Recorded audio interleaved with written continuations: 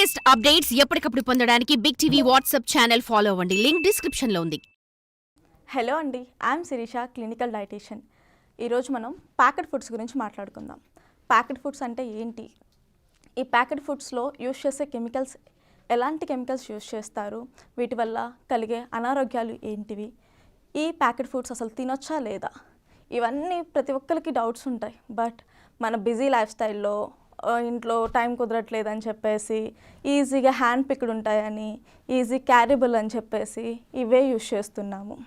But ఈ packet foods వల్ల మనకి ఎన్నో అనారోగ్యాలకి గురవుతాము. వాటికి షెల్ఫ్ లైఫ్ ఎక్కువ ఉన్నాయి అంటే మన షెల్ఫ్ లైఫ్ని మనం రెడ్యూస్ చేసుకున్నట్లే.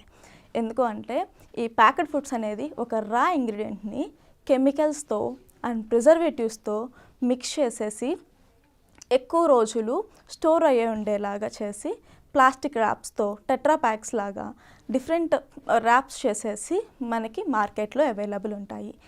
ఎగ్జాంపుల్ వచ్చేసరికి ఈ ప్యాకెట్ ఫుడ్స్లో మనం రెగ్యులర్గా వాడుకునేది పాలు. ఇవి మినిమల్లీ ప్రాసెస్డ్ ఫుడ్. ఈ పాలు వచ్చేసరికి ప్రతి పాలు కానీ పెరుగు కానీ మన వీటన్నిటికీ ప్యాకెట్ ఫుడ్స్లో మనకి అవైలబుల్ ఉంటాయి. ఈ పాలు ఏంటి అంటే హోమోజనైజేషన్, ప్యాస్చరైజేషన్ ఇలాంటి పద్ధతులు వాడి 2-3 రోజుల దాకా నిలువ ఉండేలాగా చేస్తారు. అదే ఇప్పుడు నార్మల్గా ఇంట్లో గేదె పాలు అవి ఉన్నాయనుకోండి, మహా అయితే 1 డే ఈవినింగ్ దాకా నిలువ ఉంటాయి. బట్ 2 days 3 days ఎప్పుడు నిలువ ఉండవు, వెంటనే ఇరిగిపోతాయి కూడా. బట్ ఈ ప్యాకెట్ ఫుడ్స్ ఎందుకు ఇన్ని రోజులు నిలువ ఉంటాయి అంటే హోమోజనైజేషన్, ప్యాస్చరైజేషన్ ఇలాంటి టెక్నిక్స్ యూజ్ చేయడం వల్ల, హై టెంపరేచర్ దగ్గర హీట్ చేయడం వల్ల ఇవనేది బ్యాడ్ బ్యాక్టీరియా అనేది కిల్ అవ్వడం వల్ల ఎక్కువ రోజులు మనకి స్టోర్ అయ్యి ఉంటాయి అన్నమాట. సో ఇది రెగ్యులర్గా వాడుకునేది. Next one ready to eat foods, ready to mix foods. ఇవన్నీ అల్ట్రా ప్రాసెస్డ్ ఫుడ్స్ అన్నమాట. ఇవి ఎక్కువగా కెమికల్స్ యూజ్ చేసి మనకి ప్యాక్ చేసేసి ఇస్తారనమాట. సో ఇవన్నీ ప్యాకెడ్ ఫుడ్స్ కింద, ప్రాసెస్డ్ ఫుడ్ కింద, ప్రీ కుక్డ్ ఫుడ్స్ కింద కన్సిడర్ చేస్తాము. అండ్ ఈ ప్రాసెస్డ్ ఫుడ్స్ని మనము ఎలాంటి కెమికల్స్ యూజ్ చేస్తారన్న విషయాన్ని చెప్పబోతున్నాను. సో వీటిల్లో కెమికల్స్ అంటే ప్రిజర్వేటివ్స్ అంటాము మనము. ప్రిజర్వేటివ్స్ అంటే దానికి షెల్ఫ్ లైఫ్ అంటే ఎక్కువ కాలం మన్నిక ఉండేలాగా ఉంచేదాన్ని ప్రిజర్వేటివ్స్ అంటాము. అండ్ మనకి అట్రాక్టివ్గా, కలర్ఫుల్గా కనిపించాలని చెప్పేసి కలరింగ్ ఏజెంట్స్ అనేది యాడ్ చేస్తాము.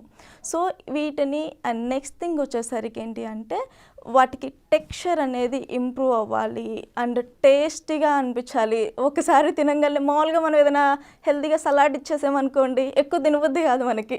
అదే ఈ ప్యాకెట్ ఫుడ్స్ కానీ ఇలాంటివి ఏదైనా ఇచ్చామంటే ఒక ప్యాకెట్ అయిపోతే ఇంకో ప్యాకెట్ ఫినిష్ చేయాలని చెప్పేసి ఉంటుంది.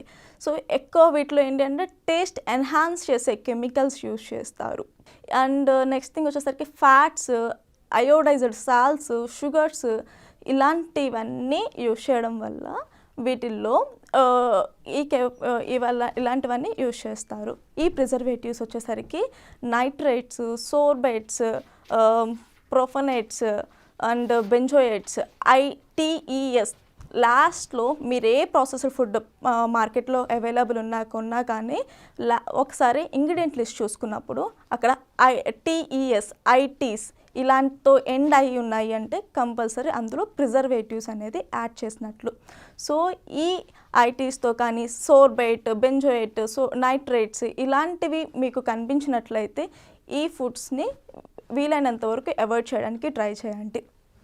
సో ఇవి యాడ్ చేయడం వల్ల మనకి ఎలాంటి అనారోగ్యాలకు గురవుతాము అంటే రీసెంట్గా మనం చూసుకున్నట్లయితే October 30th మయోనైజ్ అనేది బ్యాన్ చేశారు తెలంగాణ స్టేట్లో. సో ఈ మయోనైజ్ ఎందుకు బ్యాన్ చేశారు అంటే రా ఎగ్ అనేది దీంట్లో యూజ్ చేస్తారు. అండ్ రా ఎగ్ యూజ్ చేసినా కానీ అన్ని రోజులు ఎలాగ స్టోర్ అయింది అంటే బికాస్ ఇందులో ప్రిజర్వేటివ్స్ అనేది యాడ్ చేస్తారు. సో దీనివల్ల ఎక్కువ రోజులు అనేది స్టోర్ అవుతుంది. అండ్ ఈ రా ఎగ్ యూజ్ చేసి ఎవరైతే ఈ మయోనైజ్ తిన్నారో వాళ్ళకి చాలామందికి gut issues and food poisoning, కొంతమంది చనిపోయారు కూడా. సో అందుకోసం ఈ తెలంగాణ స్టేట్లో మయోనైజ్ అనేది బ్యాన్ చేశారు. ఇలాంటి ప్రాసెస్డ్ ఫుడ్స్, ప్యాక్డ్ ఫుడ్స్ తినడం వల్ల మనకి ముఖ్యంగా ఎక్కువ సాల్ట్ కంటెంట్, సోడియం కంటెంట్ అనేది యాడ్ చేయడం వల్ల మనకి హైపర్ టెన్షన్ అనేది వస్తుంది. మనం జనరల్గా చూసుకున్నట్లయితే పర్ డేలో మనం 5 to 6 grams ఆఫ్ సాల్ట్ తినమని చెప్తాము. అంతకన్నా ఎక్కువ వద్దు అని చెప్తాం. బికాస్ మనకి ఆర్డీఏ ప్రకారము అంత కావాల్సిన సాల్ట్ మాత్రమే రీచ్ అవుతుంది. బట్ మనం ఏం చేస్తాము, ఒక ఏదైనా ప్యాక్డ్ ఫుడ్ నార్మల్గా పొటాటో చిప్స్లా కానీ ఫ్రోజన్ చేసిన ఏదైనా ఫుడ్స్ కానీ తీసుకున్నట్లయితే దీంట్లో ఎక్కువ శాతం, అందులో ఒక 100 to 200 గ్రామ్స్ సర్వింగ్ తీసుకున్నట్లయితేనే మనకి రోజుకి కావాల్సిన హాఫ్ ఆఫ్ ది సాల్ట్ అనేది ఈ ప్యాకెడ్ ఫుడ్ నుంచి మనకి రీచ్ అయిపోతుంది. సో ఒక చిన్న స్నాక్ లాగా తీసుకున్నదే మనకి రోజులో కావాల్సిన సగం అమౌంట్ ఆఫ్ సోడియం అనేది రీచ్ అవ్వడం వల్ల, ఎక్కువ శాతం సాల్ట్స్ అనేవి మన బాడీలో తీసుకోవడం వల్ల హైపర్ టెన్షన్ లాంటి, నెక్స్ట్ వచ్చేసరికి ఒబేసిటీ ఇప్పుడు ఎక్కువగా చూస్తూ ఉంటాం. నాట్ ఓన్లీ ఈ ఒబేసిటీ మనం జనరల్గా తెలిసినట్లయితే ఎక్కువ ఫిజికల్ యాక్టివిటీ లేకపోవడం వల్ల, లేదు అంటే ఇర్రెగ్యులర్ టైమింగ్స్ వల్ల అనుకుంటాం. బట్ వీటి వల్ల కూడా, ఇలాంటి ప్యాకెట్ ఫుడ్స్ తినడం వల్ల కూడా మనకి ఈ హెల్త్ ఇష్యూస్ అనేది వస్తాయి. Next one is sugars. So మనకి న్యాచురల్గా మనకి ప్రిజర్వేటివ్స్, ఇంట్లో మనం చేసుకునే ప్రిజర్వేటివ్స్ ఏమేమి మనకి ఐడియా ఉంటుంది, ఎక్కువ రోజులు వస్తాయి అనేది ఏం తెలుస్తుంది మనకి, మహా అయితే పికిల్స్, స్వీట్స్ తెలుస్తాయి. సో పికిల్స్ ఎక్కువ రోజులు ఎందుకు ఉంటాయి, సాల్ట్, షుగర్, ఆయిల్, ఈ 3 న్యాచురల్ ప్రిజర్వేటివ్స్. ఇవి స్వతహాగా ఎక్కువ రోజులు ప్రిజర్వ్ అయి ఉంటాయి.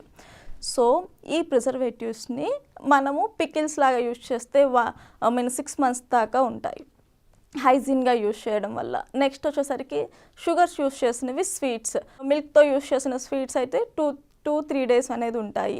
నెక్స్ట్ వచ్చేసరికి ఏదైనా పిండి పదార్థాలు యూజ్ చేసిన స్వీట్స్ అయితే మినిమం 10 days దాకా ఉంటాయి. అండ్ డ్రై ఫ్రూట్స్, డేట్స్, అంజీర్, నట్స్ ఇలాంటి యూజ్ చేసిన స్వీట్స్ అయితే 1 month పైనే ఉంటాయి. సో ఇవన్నీ న్యాచురల్గా ప్రిజర్వేటివ్స్ కాబట్టి దానివల్ల ఎటువంటి హార్మ్ఫుల్ అనేది ఉండవు మనకి. అండ్ హనీ కూడా one of the best natural preservatives. But వీళ్ళు ఏం చేస్తారు అంటే, ఈ ఫంగస్ లేదంటే మౌల్స్, బ్యాక్టీరియా ఇది గ్రో అవ్వకుండా ఉండడం కోసము nitrates, sorbates and benzoate, sodium benzoate ఇలాంటి కెమికల్స్ అనేది, ప్రిజర్వేటివ్స్ అనేది యూజ్ చేస్తారు. ఇవి మన గట్ ఇష్యూస్కి అంటే జీర్ణ వ్యవస్థకి చాలా ఎక్కువ ప్రాబ్లమ్స్ అనేది వస్తాయన్నమాట. ఫుడ్ పాయిజన్ అవ్వచ్చు, లేదు అంటే కొంతమందికి ఎసిడిక్ ఇష్యూస్ రావచ్చు. అబ్జార్ప్షన్ అనేది ఎక్కువ ఈ ప్యాకెట్ ఫుడ్స్ తీసుకోవడం వల్ల ఫుడ్ అబ్జార్ప్షన్ మనకి తక్కువగా ఉంటుంది. And digestion issues, diarrhoea, constipation ఇలాంటి ఎక్కువ ఇష్యూస్ మనం చూస్తాము. మోర్ ఓవర్ ఏంటి అంటే, ఎక్కువగా ఎందుకు తినాలి అనిపించింది అంటే, ఇందాక చెప్పాను కదా, మనకి వీళ్ళలో ఎక్కువ ఫ్లేవరింగ్ ఏజెంట్స్ అనేది యాడ్ చేస్తారు. దాంతోపాటు ఫ్యాట్ కంటెంట్ కూడా ఎక్కువగా ఉంటుంది. మనం చూసినట్లయితే బేకరీ ఐటమ్స్లో కానీ, నార్మల్గా ఫుడ్స్లో, వీటిలో స్నాక్ ఐటమ్స్లో ఎక్కువగా ఫ్యాట్ అనేది ఉంటుంది. ఈ ఫ్యాట్ కంటెంట్ వల్ల కార్డియాక్ ఇష్యూస్, గుండె సమస్యలు ఎక్కువగా ఉంటాయి. నెక్స్ట్ థింగ్ వచ్చేసరికి ready to eat frozen foods ఉంటాయి. వీటి వల్ల మధుమేహం అంటే డయాబెటీస్ అనేది ఎక్కువగా వచ్చే ఛాన్స్ ఉంటుంది. సో ఇవన్నీ ఈ ఫ్రోజన్ ఫుడ్స్ కానీ, ready to eat foods, preservatives add చేసిన ఫుడ్స్ తీసుకోవడం వల్ల ఇలాంటి సమస్యలన్నీ వస్తాయి.